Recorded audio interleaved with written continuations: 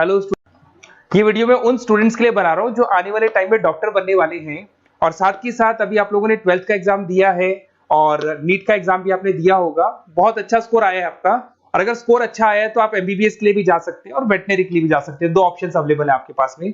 अब देखिए इसके अंदर जो डॉग लवर्स हैं या फिर अपन बोल सकते हैं जो एनिमल लवर्स हैं, इसमें सारे एनिमल्स कवर होते हैं, वो लोग इस वेटनरी वाले ऑप्शन को चूज कर सकते हैं। बहुत अच्छा ऑप्शन है, इसमें बहुत अच्छी अच्छी कैरियर अपॉर्चुनिटीज मिलेगी, बहुत अच्छा पैकेज मिलेगा और फ्यूचर ग्रोथ बहुत अच्छा है इसके अंदर। अभी अपन लोग डिस्कस करने वाले हैं veterinary, what is veterinary doctor, veterinary doctor क्या करता है, कैरियर अपॉर्चुनिटीज क्या क्या मिलेंगी इसमें, सैलरी क्या मिलेगा इसके अंदर, इंडिया में क्या सैलरी है और अब्रॉड में क्या सैलरी मिलेगा आपको, गवर्नमेंट कॉलेजेस क्या चार्ज करते हैं फीस, प्राइवेट कॉलेज क्या चार्ज करते हैं, पूरा डिटेल में डिस्कस करेंगे। कहां एडमिशन लेना चाहिए, कितनी फीस पे लेना चाहिए, स्कॉलरशिप कितना मिलेगा, कम से कम बजट में कौन सा कॉलेज मिलेगा, इसको अपन बिल्कुल डिटेल में डिस्कस करने वाले हैं। चलो शुरू करते हैं। अब देखिए एक वेटनरी डॉक्टर करता है क्या, what the veterinary doctor will do. Veterinary doctor बहुत सारे काम करता है, डायग्नोस्टिक का काम है, उसका ट्रीटमेंट का काम है, सर्जरी का काम है, प्रिवेंशन क्योर का काम है, इमरजेंसी केयर के लिए आपका जो एनिमल वेलफेयर हो गया, क्लाइंट एजुकेशन हो गया, ये सारे काम को करता है। जैसे अगर अपन डायग्नोस्टिक की बात करें तो एनिमल्स का एग्जामिनेशन करना है, उसका एक्सरे करना है, ब्लड टेस्ट करना है, उसमें वो काम करेगा। अगर मैं ट्रीटमेंट की बात करता हूं तो यहाँ पे वो मेडिसिन वगैरह जो देगा वो देगा आपको, प्रोवाइड वैक्सीनेशन, वो बहुत इंपॉर्टेंट है क्योंकि वैक्सीनेशन वगैरह अपन देखते हैं डॉग्स वगैरह को रेगुलर बेसिस पे अपने को देना पड़ता है। सर्जरीज हो गई, जैसे रूटीन सर्जरीज, कॉम्प्लेक्स सर्जरीज, ये सारे काम वो करेगा। उसके अंदर प्रिवेंटिंग क्योर, वैक्सीनेशन वगैरह हो गया। उसके बाद में इमरजेंसी केयर के लिए वो जो काम करेगा, जैसे इमरजेंसी केयर में किसी को किसी एनिमल को कोई प्रॉब्लम आ गया तो उसका लाइफ सेविंग कैसे करना है, इमरजेंसी में कैसे लेना है उसको।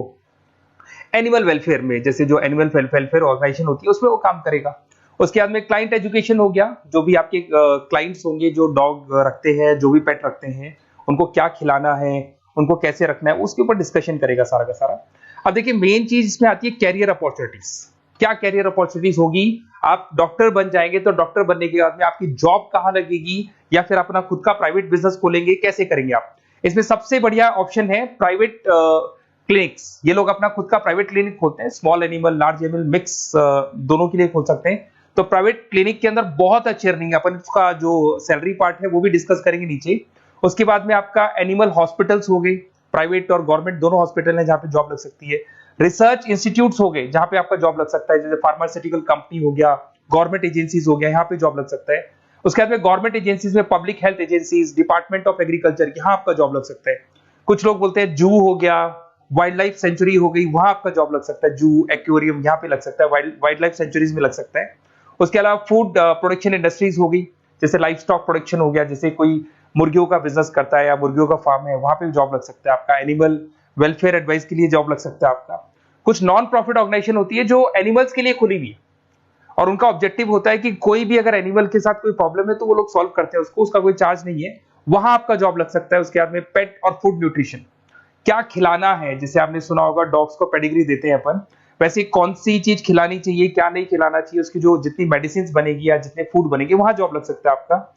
उसके अलावा आपका स्कूल्स एंड कॉलेजेस में आपका जॉब लग सकता है एज अ फैकल्टी। पढ़ने के बाद में अगर आपका इंटरेस्ट है फैकल्टी बनने का तो वहां आपका जॉब लग सकता है। कंसल्टेंसी फर्म्स हो गया, animal health consultancy, food safety consultancy, यहाँ आपका जॉब लग सकता है। देखो ये सारे ऑप्शंस है। उसके अलावा सैलरी पैकेज देखो, अभी मैं जो सैलरी पैकेज की बात कर रहा हूँ इंडिया की बात कर रहा हूँ, अपना जो होम कंट्री इंडिया इसकी बात कर रहा हूँ। फिर अपन सैलरी पैकेज की बात करेंगे, वो अब्रॉड की बात करेंगे। तो सब में अगर आप देखें तो ऑन एन एवरेज ये मान के चले कि आपका 5 लाख से 10 लाख तक का एवरेज जा रहा है पैकेज। अगर प्राइवेट क्लिनिक भी आप खोलते हैं, गवर्नमेंट सर्विस भी करते हैं ना, तो आप ये मान के चले कि आपका पैकेज 5 से 10 के बीच में जाएगा। उसके बाद रिसर्च इंस्टीट्यूट में भी यही मिलेगा आपको, जूस वगैरह के अंदर आपका यही 5 से 10 लाख के बीच में मिलेगा। फूड प्रोडक्शन इंडस्ट्रीज है, नॉन प्रॉफिट ऑर्गेनाइजेशन है, तो ऑन एन एवरेज ये मान के चलो 5 लाख टू 10 लाख। तो एज अ फ्रेशर आपको एक्सपीरियंस हो जाएगा तो पैकेज बढ़ जाएगा। कंसल्टेंसी फर्म से यहाँ लग सकते हैं। बट अगर आप अब्रॉड का प्लान कर रहे हो ना, तो अब्रॉड के अंदर तो ये मान के चलो कि आपका जो सैलरी है उसके अंदर बहुत जबरदस्त मल्टीपल इंक्रीमेंट होने वाले हैं। अगर आप अब्रॉड का प्लान कर रहे हैं, अगर यूएस में अगर आपका जॉब लगता है तो मान के चले ऑन एन एवरेज $1 लाख है एनुअली। तो अगर $1 लाख का मतलब मान के चले तो 83 या 80 रुपीज राउंड फिगर में मानोगे तो भी 80 लाख रुपए आपको मिले। तो इसके अंदर एक बहुत अच्छा ऑप्शन है कि आप एज अ डॉक्टर बन के अब्रॉड भी जा सकते हैं। कुछ लोग हैं जो नहीं जाना चाहते बट कुछ जाना चाहते हैं तो वो जा सकते हैं, इसमें अब्रॉड भी जा सकते हैं। उसमें यूएस है, यूके है, ऑस्ट्रेलिया है, कनाडा है, जर्मनी है, बाकी और बहुत सारी कंट्रीज है जहां पे बहुत अच्छे अच्छे जॉब लगेंगे। ऑन एवरेज मान के चलो 80 लाख, 70-80 लाख रुपए आपको साल के मिल जाएंगे। ये सारे ऑप्शंस हैं। अब मेन चीज पे आते हैं। देखो सीधी सी बात है, अगर इसको करना है तो उसको करने के लिए नीट में स्कोर कितना चाहिए, गवर्नमेंट कॉलेज क्या मांगेगा, प्राइवेट कॉलेज क्या मांगेगा। अगर मैं गवर्नमेंट कॉलेज की बात करता हूं तो नीट में मिनिमम 450 का मार्क्स चाहिए आप। अगर नीट में 450 मार्क्स नहीं है, प्लस आपका 12th में 50% कंपल्सरी है, फिजिक्स, केमिस्ट्री, बायो से होना चाहिए, 50% होना चाहिए, और साथ के साथ नीट के अंदर 450 मार्क्स चाहिए। 5.5 साल का कोर्स है। गवर्नमेंट कॉलेज में अगर आपको मिल जाता है तो सबसे फर्स्ट ऑप्शन यही रखेंगे आप। यहां पर आपका 2 लाख रुपए फीस मान के चलो तो 8 लाख रुपए में आप ये मान लो 8-10 लाख के अंदर अंदर, मतलब मैक्सिमम 10 लाख का खर्चा मान के चलो, इसके अंदर अंदर आपका कंप्लीट कोर्स हो जाएगा अगर गवर्नमेंट कॉलेज मिलता है। बट अगर आपका स्कोर कम है तो मैं आपको एडवाइस करूंगा गो फॉर प्राइवेट कॉलेज, क्योंकि आगे स्कोप बहुत अच्छा है कि वापस जब आप कहीं अब्रॉड जाते हैं या फिर कहीं और जॉब करेंगे तो निकल जाता है सारा पैसा, कोई दिक्कत नहीं है। प्राइवेट कॉलेज के अंदर नीट अपीयर चाहिए। अगर आपका स्कोर कम भी है तो भी चलेगा, नीट अपीयर है तो भी चलेगा। साथ के साथ अगर यहाँ पे ड्यूरेशन देखें तो वही कॉमन रहेगा। बट प्राइवेट कॉलेज में फीस बहुत हाई है। देखो आप 5.5 से लेके 7 लाख पर एनम मान के चलो तो पूरी फीस मान लो कम से कम 30-35 लाख के आसपास फीस बैठती है आपकी। अब इसमें हॉस्टल भी इंक्लूड नहीं है, हॉस्टल का अलग से चार्जेस लगने वाला है आपका।